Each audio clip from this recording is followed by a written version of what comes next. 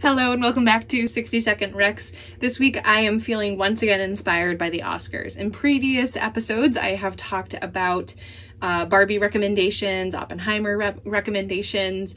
I've also talked about Poor Things recommendations. So instead I thought I would focus on the glitz and glamour of Hollywood itself.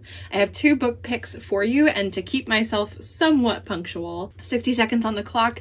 The first pick I want to talk about today is one you might have already read, but if you haven't, there's never a wrong time. The 7 Husbands of Evelyn Hugo by Taylor Jenkins Reid. This follows Evelyn Hugo, who is an aging recluse, who was very popular in the heyday of Hollywood.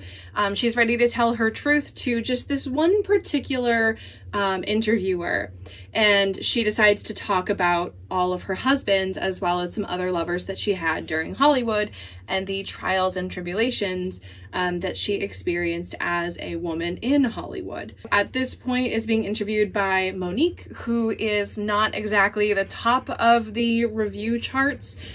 She's left her husband and her professional life is not really going anywhere, so it's a mystery to her why Evelyn has chosen her to interview her for this particular conversation. She's brought to her apartment to have the conversation and starts talking about Los Angeles from the 50s all the way through the 80s.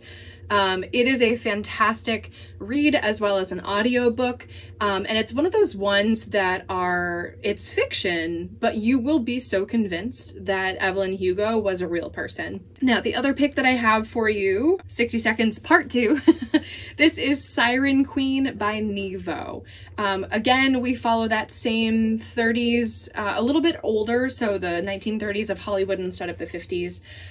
We follow this Asian American woman who, at that time, that was not the person that was going to be hired for the acting jobs. However, she decides to persevere, even though she might have to accept the part of what she calls monsters in these films.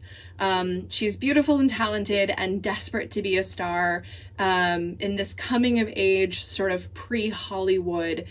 She knows how dangerous the movie business can be and knows how limited, again, someone who is a Chinese American actress, let alone actor at this time, what the limitations are for roles for her.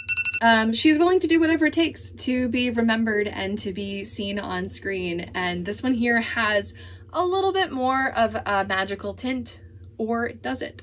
Either way, both of these have a great perspective on the glamorous side of Hollywood as well as the scandalous side of Hollywood.